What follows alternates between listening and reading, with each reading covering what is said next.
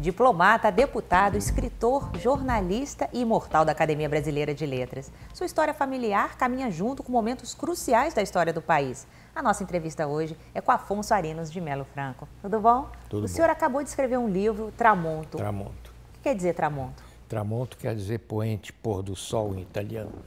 Na minha altura da vida e na minha idade, é um título adequado, né?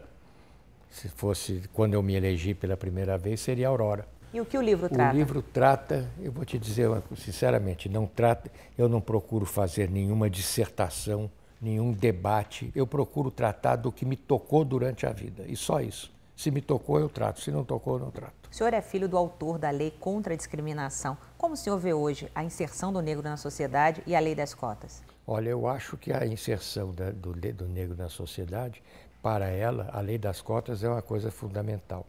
Porque houve cotas ao contrário. Quer dizer, os negros passaram 500 anos até chegar ali, não é? De modo que é natural que eles tenham uma vantagem devido a tanta desvantagem que eles tiveram por toda a vida. Agora, o senhor também foi deputado. Como o senhor vê a política hoje e essa divisão entre o legislativo e o judiciário, essa briga que às vezes tem entre um poder e outro? Eu me elegi aos 29 anos, deputado estadual. Você já ouviu falar no estado da Guanabara? Eu era deputado constituinte pelo estado da Guanabara. Eu, como diplomata, eu estava no exterior, recebi um telegrama me convidando, me dando 15 dias para decidir se eu queria ser deputado estadual constituinte, era a Constituição da Guanabara que nós estávamos fazendo, para voltar ao Brasil a fim de fazer essa campanha, né? Eu resolvi vir, voltei e me elegi. Fui, acho que, o quarto deputado mais votado na Assembleia Legislativa. Agora, posso te dizer uma coisa. Duas coisas. Depois que você é deputado na Assembleia Constituinte, na Assembleia Legislativa do Rio de Janeiro, você tem muito pouca coisa para aprender na política, porque a Assembleia Legislativa do Rio de Janeiro te ensina quase tudo.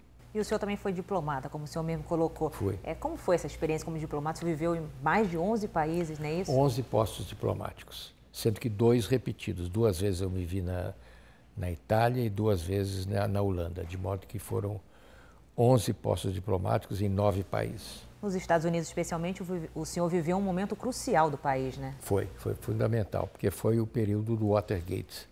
Vivi.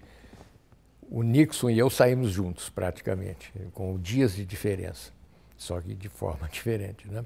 E, além disso, foi a época da maior importância para a política externa americana, porque foi a época em que eles tiveram que reconhecer. Era ridículo naquele período para os Estados Unidos e, portanto, para o mundo, porque eles tinham direito de veto no Conselho de Segurança. A China era Taiwan. Quer dizer, durante décadas, Taiwan ficou representando a China e a China de fora. Politicamente, juridicamente, a China não existia.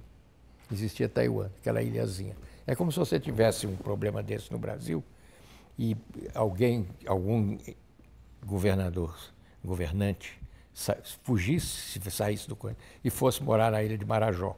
Aí você, durante décadas, ficava dizendo que o Brasil era a ilha de Marajó. Foi mais ou menos o que aconteceu. Isso foi a segunda coisa.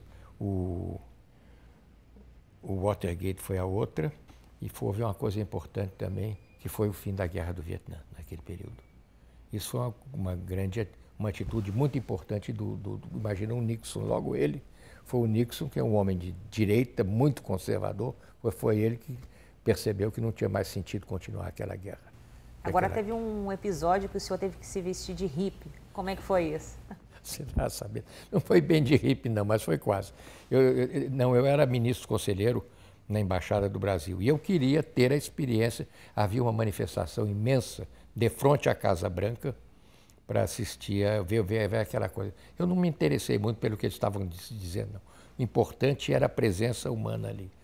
Aí eu fui com minha mulher, não vesti ela de hippie, não, mas pus óculos escuros, porque o FBI estava fotografando todo mundo, eles fotografam todo mundo, né? Hoje é mais aperfeiçoado, não é só fotografar que eles fazem, não. Você tem visto a espionagem, né? Mas era fotografando a gente, fotografando todo mundo que estava lá, passavam dezenas de fotógrafos por nós. Eu pus uns óculos escuros nela, pus em mim um símbolo da paz desse tamanho e de blue jeans, e fomos. E aí é que eu queria ver eram centenas de milhares de pessoas. E você já viu essas reuniões nos Estados Unidos ali, entre a Casa Branca e o Capitólio, aquilo tem um espaço imenso que estava completamente lotado. E o que eu queria ver era isso, era como é que aquele povo se manifestava pacificamente, não houve nada. Agora, o que eles diziam lá, eu confesso a você que eu não prestava atenção, não. Importante era aquela reunião tendo lugar ali. Agora, o senhor falou das manifestações pacíficas. Como o senhor vê as manifestações atuais que estão acontecendo no país desde junho? Eu acho importante como manifestação de opinião, mas acho um despropósito você quebrar tudo, quer dizer, não é porque eles estão quando quebra, não estão quebrando só banco, não, estão quebrando a coisa de rua, a estação de ônibus, tudo, quer dizer, quebrando coisa que é contra o povo. Isso eu não vejo por quê? Não pode manifestar em paz? O senhor foi diplomata em vários países. Qual foi o momento assim, que o senhor acha que você influenciou a política do país como diplomata? Foi a Bolívia.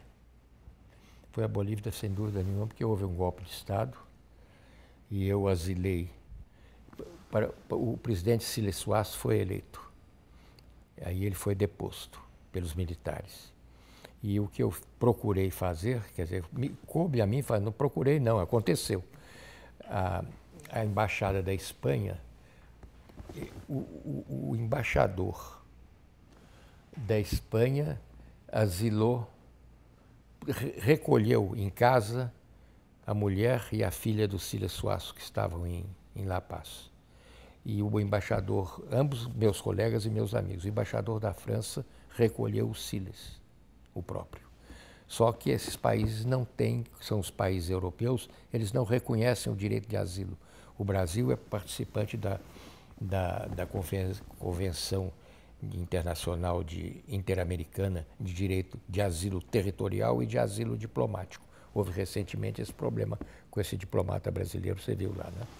Mas como o Brasil reconhece, é signatário, e eu estava na Conferência de Caracas, em 54, em que foi assinado essa convenção. Então o Brasil pode pedir salvo-conduto para os asilados, mas eles recolhidos nas embaixadas europeias da Espanha e da França não podiam pedir. Então, como era amigo dos dois, o Siles fugiu pela fronteira do Peru, conseguiu sair da embaixada da Espanha e foi para o Peru organizar a resistência. Mas a mulher e a filha mais moça dele, o embaixador da Espanha, que morava na minha rua, pertinho de mim, perguntou se eu podia ajudá-lo, porque ele não podia fazer nada, ele só podia manter indefinidamente em casa. E isso podia demorar anos, porque só a Bolívia não, como eles não assinam, eles não são signatários da Convenção do Direito de Asilo Diplomático, eles não tinham como pedir, os espanhóis não tinham como pedir. Então eu aceitei, foi engraçado também, porque o embaixador, ele tinha um carro, assim, uma Mercedes bonita, e veio me visitar com uma senhora com um véu preto assim, podia estar visitando com a mulher dele, só que não era a mulher dele, era a mulher do Siles, né? E depois a minha filha, ela foi lá na casa dele, voltou, ela tem uns 3 ou 4 meninas. Então juntou com a minha filha e entraram as 3 ou 4 meninas brincando pelo meio da rua, entraram lá em casa. Porque tem um guarda lá, você pensa que o guarda é para te defender, não é não. O guarda que eles põem na porta da Embaixada do Brasil é para te vigiar, para impedir isso que aconteceu. E entraram as meninas e saiu uma menos, que era a Isabelita, que ficou lá em casa. Foi assim que eu que eu consegui asilar. No dia da Revolução, o general Garcia Meza queria pegar 3 homens, Paz Extensoro, Siles Suasso e Marcelo Quiroga. O Marcelo Quiroga ele encontrou foi apreendido numa reunião sindicalista no dia do golpe, tomou uma rajada de metralhadora pelas costas. Foi assim que ele matou o Marcelo Quiroga. E aconteceria qualquer coisa de parecida com o Siles e com o Paz Extensoro. Mas o Paz Extensoro foi asilado na Embaixada da Venezuela, que eu me lembro, e eu consegui, segurando a filha e a esposa do Siles, permitir que ele saísse da Bolívia para poder tentar no Peru, que ele conseguiu organizar a resistência e voltar uns 3 anos depois. Para o senhor, qual deve ser o papel de um diplomata? Importante é você resolver esse tipo de situação que você pode resolver e que mais pouca gente pode, né? Eu até me estranhei, porque houve mais ainda. Essas duas senhoras, eles arrasaram, eles chamam alhanar, eles arrasaram com a casa delas, quebraram tudo, roubaram tudo, os militares, em 1980. Mas elas então ficaram na minha casa com a roupa do corpo, não tinham como fazer. E então eu pedi a meus pais que as recebesse como hóspedes, digamos, aqui no Rio, quando elas pegassem um avião para vir para cá. Primeiro era preciso garantir toda a segurança do voo, porque senão o voo não saía nem de Santa Cruz de la Sierra. Mas eu procurei fazer isso e pedi a meus pais que a hospedassem, porque ele tinha uma casa grande, e eles atenderam, receberam a senhora e a menina. Foi aí é que eu não sei como é que a Bolívia não me declarou persona não grata, porque ficou sabido, a imprensa inteira aqui publicou, né? Mas é porque eles têm medo do Brasil. Eles estavam preocupados, não iam expulsar o embaixador do Brasil lá, e isso criava um problemaço para eles. Agora, a história da sua família sempre esteve muito envolvida com a história do país, né? Como isso influenciou a sua carreira como escritor? Não, acho que como escritor não influenciou não, porque a minha carreira como escritor nunca foi de ficcionista nem de poeta, foi de memorialista. O que eu fiz, tudo que eu escrevi, foi os depoimentos que eu tinha dado de diferentes ocasiões. Eu tenho um livro só sobre o único posto diplomático que eu tive uma experiência suficientemente importante para ter um livro, foi a Bolívia. Na Bolívia eu escrevi um livro. Eu tenho um livro publicado sobre isso tudo que aconteceu na Bolívia. As suas histórias pessoais, elas influenciam na sua escrita? Por exemplo, o senhor teve uma perda de um filho, né? Tive. Que foi muito doloroso, imagino. Isso influenciou de alguma forma? A vida, eu acredito que sim. Você perder a esposa e o primogênito não há de influenciar a vida da gente eternamente, né? Se você quiser. Mas influenciar a literatura, eu acho que não. Quer dizer, o que eu fiz, como eu sou memorialista, a única coisa que eu fiz foi escrever sobre coisas que eu pude testemunhar, ou que aconteceram perto de mim, ao meu lado, ou que eu participei, ou que aconteceram muito perto. Então o que eu fiz foi isso, foi narrar o que eu sabia, o que eu tinha visto, e eu tinha visto muito. E o seu tio, que foi um importante escritor, influenciou a sua decisão em escrever? Afonso morreu em 16. Agora, as histórias dele que meu pai contava, eu me lembro muito. Você sabe como ele morreu? Ele morreu com 47 anos.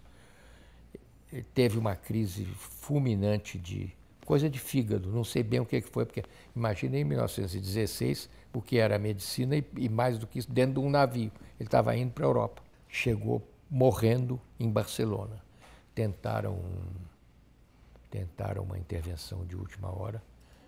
E ele não resistiu, foi assim que ele morreu. Eu sei que a última coisa que ele disse foi assim: deixa o meu corpo a Nossa Senhora. Foi a última coisa que ele falou.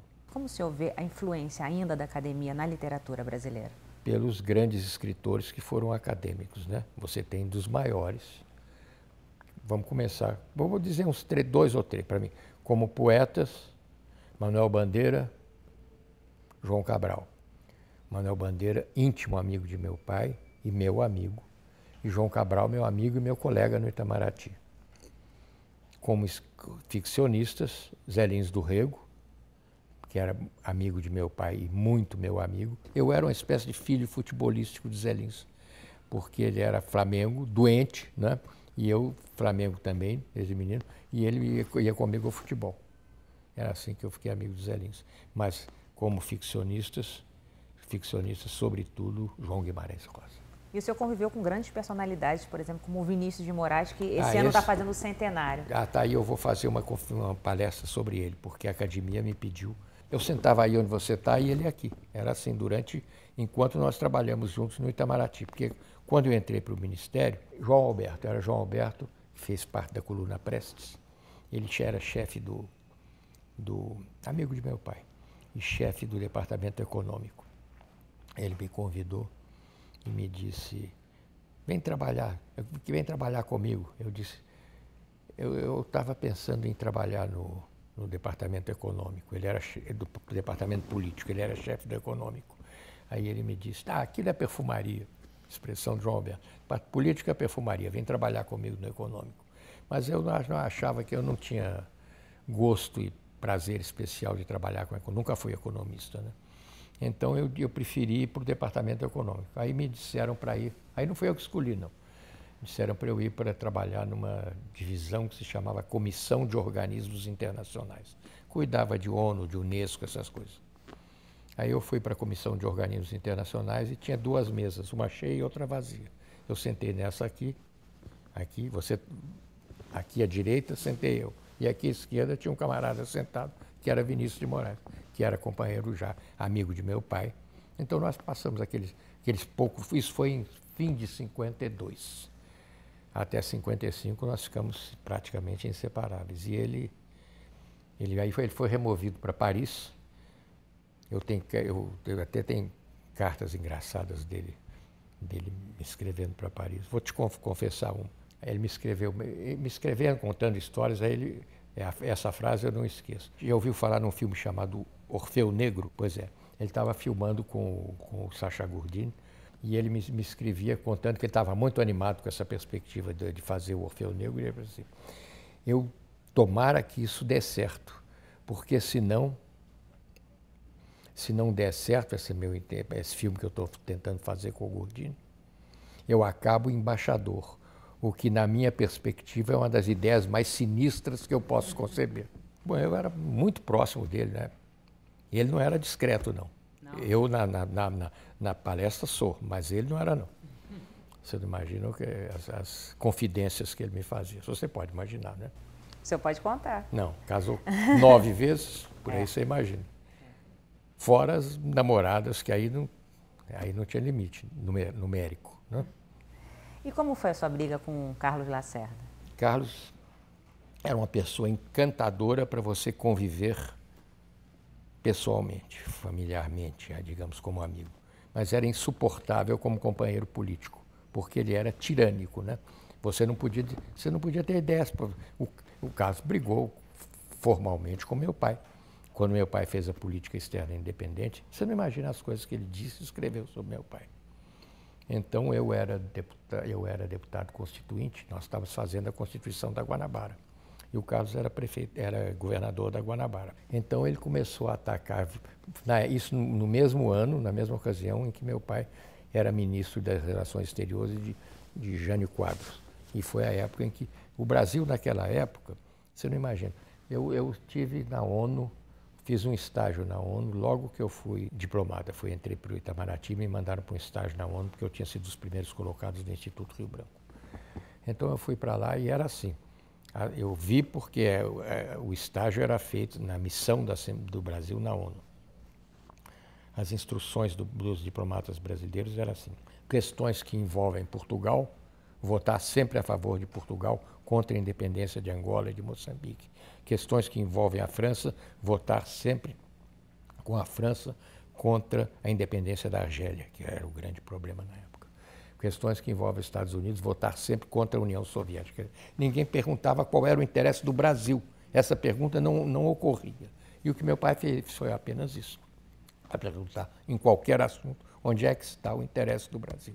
Foi o que ele fez, e depois dele Santiago Dantas, que era amigo fraterno dele, que foi a Roma para batizar um dos meus filhos. Mas aí o Carlos Lacerda foi contra o seu pai, aí você comprou a briga? Aí eu comprei a briga. Meu pai estava fazendo campanha eleitoral em Minas, quando eu soube do atentado. Meu pai não ia, como é que ele ia saber? No sertão de Minas, naquela época, não tinha as comunicações que tem hoje. Sei lá onde é que ele ia estar naquele dia no sertão de Minas. Então eu enchi-me de coragem e fui lá dar um abraço no Carlos. Eu me lembro que ele estava com o pé estendido assim em cima de um sofá, e enfaixado e tal. E eu acredito que fosse verdade. Ele me disse, ele me abraçou e me disse, fez assim, levantou do sofá assim, e me disse: sua visita foi a que mais prazer, mais alegria me deu hoje. Eu acredito que sim, porque a gente estava brigado, né? Isso você não precisa dizer para um amigo, você precisa dizer para o sujeito que está brigado com você, né?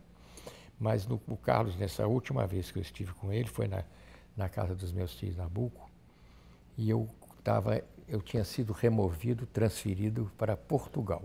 E o Carlos gostava muito de Portugal. Tinha amigos lá. Então eu disse, olha, eu estou indo para Portugal, se você quiser. E então conversamos muito afavelmente e foi a última conversa que nós tivemos. De modo que quando eu estava em Monção, no norte de Portugal, meus pais estavam lá. Aí o dono da pousada onde nós dormimos essa noite, eu queria levá-los para eles conhecerem Santiago de Compostela. Não por causa do Paulo Coelho, mas para conhecermos Santiago de Compostela. Então eu avisei, veio o chefe, o dono da pensão, como é que chama? Eu usei uma expressão, não é pensão, não. É uma pousada, era uma pousada. E ele veio me dizer, eu estou sabendo que morreu no Brasil o Carlos Lacerda. Então eu disse, não diga nada, deixa que eu cuido disso da minha família. E avisei minha mãe. Mas disse, ela só avisa meu pai de manhã, porque senão ele vai passar a noite em claro. Aí ela de manhã avisou, porque o problema não era dela, né? E como o jornalismo entrou na sua vida?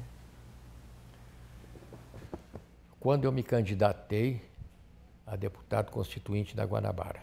Aí eu comecei, as minhas primeiras foi em 80, foi em 60. Foi em 60, a constituinte da Guanabara foi em 60. Eu comecei a fazer televisão de 59 para 60, naquela campanha eleitoral. Eu era muito amigo de vários, porque amigos, eu não sou jornalista, nunca fui, publiquei alguma coisa e fiz alguma televisão. Fui até correspondente do Jornal do Brasil, em Roma, do Odilo. Eu era muito ligado ao Odilo Costa. Quando o Odilo dirigia o Jornal do Brasil, ele então me pediu, eu fui transferido para Roma, ele me pediu se eu podia mandar matérias para Roma para ele. E eu, para poder ter liberdade de escrever o que queria, eu usei um pseudônimo que tinha sido do meu tio Afonso Arinos. Quando ele era... Qual era o pseudônimo? Gil Cássio. Não tem nada a ver com Gil Cássio, não, mas meu tio tinha esse pseudônimo. Eu disse, eu tenho o nome do meu tio, deixa eu adotar o pseudônimo dele para poder escrever o que eu quiser, porque senão, como diplomata, eu não podia. Porque, como diplomata, você não pode escrever sem autorização da Secretaria de Estado, coisas que envolvam política. E o senhor acha que existia antes uma proximidade maior dos escritores e jornalistas? Como o senhor vê isso hoje? Eu nunca fui jornalista profissional, nunca fui. Mas os meus maiores amigos frequentemente eram jornalistas, talvez dos maiores de todos. Eu fui amigo fraterno de Carlos Castelo Branco, Otto Lara Rezende, esses dois, então nem se fala, né? E eram grandes jornalistas, né? Helena, mulher do Otto, eu era pau de cabeleira do namoro do Otto com a Helena. Helena morava de frente da minha casa, nós morávamos em Meninos. Helena tinha 14 anos, eu tinha 12, nós éramos íntimos amigos. Helena é viva até hoje. Sabe com que idade morreu a mãe da Helena? Mês passado? 107 anos. Você já imaginou? É a viúva do Israel Pinheiro. Helena era filha do Israel Pinheiro, que foi o homem que construiu o Brasil. E o Nelson Rodrigues? O senhor teve proximidade com ele? Não, o Nelson eu vi pessoal. Não, eu vi uma vez na última hora, quando eu fui com o Vinícius. Vinícius, a gente saía do Itamaraty e ia até a última hora para ele entregar a crônica. Não pensa que Vinícius ficava trabalhando no Itamaraty, não, ele ficava escrevendo as crônicas dele. E aí fomos levar a crônica dele para ele entregar na última hora e depois a gente ia para os bares de Copacabana. Isso tudo que eu estou te contando, eu era solteiro, viu? A gente ia para o Maxims, a coisa era no Maxims. E sabe como é que foi a véspera, qual foi a minha despedida de solteiro? A minha última noite de solteiro foi na Avenida Atlântica. Eu ia com o Vinícius, ao lado do Maxims, pertinho. O Vogue pegando fogo. As pessoas, o incêndio do Vogue, eu via gente se atirando lá, isso eu vi, se atirando lá de cima. E morreu uma moça que estava em lua de mel no Vogue. Eles tinham enchido a banheira de água e morreu com o marido dentro da banheira, tentando escapar do fumo e do calor do fogo, mas não conseguiram. E as amigas de minha mulher, no dia do casamento, elas saíram do enterro dessa moça para o casamento. Sarney foi eleito como imortal da academia, Fernando Henrique. O senhor acha que atualmente a academia está abrindo mais para a política ou isso sempre aconteceu? Não, Sarney sempre quis ser escritor e o Fernando Henrique é um sociólogo importante, de modo que os dois tinham, Fernando Henrique talvez mais do que o Sarney, porque o que o Fernando Henrique escreveu em matéria de sociologia foi um escritor importante. Mas eu não misturaria academia com política, não. Você acha que são duas coisas que andam paralelas? paralelas? Duas coisas que andam paralelas. Até eu não sei se não sei se o Coni que ele fazia umas... Você sabe se o Coni ainda está escrevendo, porque ele está com a saúde muito frágil. Se ele está escrevendo para a Folha de São Paulo, eu vou perguntar ao meu filho, porque Coni, eu acho que foi no lugar do Otto. Quando o Otto faleceu, o Coni passou a escrever para a Folha de São Paulo aquelas coluninhas assim. E para o senhor agora, qual assim, o grande escritor brasileiro? Guimarães Rosa. Não tem outro. Guimarães Rosa, eu acho que vai levar um século ou dois até aparecer outro igual. Não é porque ele é mineiro, não, hein? Como o senhor, né? Como eu. Bom, para terminar, o que do Guimarães Rosa você leva assim na sua vida? O Grande Sertão Veredas. Ele um dia me disse uma coisa engraçada. Nós éramos colegas, ele almoçava conosco, ele gostava de almoçar com os jovens no Itamaraty. E eu costumava... Tem muito de Rosa na minha vida também, porque eu tive em várias oportunidades com ele. Essa história é bonita que eu vou te contar. Meu pai estava no exterior, tinha ido conhecer o meu filhinho que tinha nascido em Roma. Quando Rosa... Mas ele estava, antes de chegar a Roma, ele tinha ido à Grécia, que ele não conhecia. Depois ele veio ver o netinho que tinha nascido. Enquanto isso, faleceu Zé Lins do Rego. Então ele, aqui no Rio, se candidatou à academia. E meu pai não sabia. Meu pai era muito pressionado pelo Manuel Bandeira, pelo Ribeiro Couto, por vários amigos acadêmicos. E esses amigos acadêmicos tinham dito... Então meu pai, que estava na Europa, sem saber que o Rosa, que era muito amigo dele, tinha se candidatado aqui, mandou uma mensagem de lá, o presidente da academia se candidatando. E aí, quando ele soube, a coisa estava feita, né? Os dois eram candidatos. Então essa história é bonita. Meu pai ganhou facilmente do Rosa. Mas aí passaram-se uns 5 anos, o Rosa se candidatou e convidou meu pai para recebê-lo, que o tinha derrotado, né? Se candidatou de novo, convidou meu pai para recebê-lo. Eu me lembro do Rosa visitando meu pai, querendo... Afonso, cadê? Você já começou o discurso? Cadê o discurso que você tem que fazer?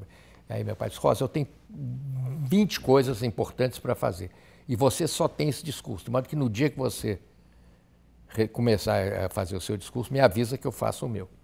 Aí o Rosa disse assim, Afonso, eu não posso, porque eu morro. Disse isso. E meu pai disse,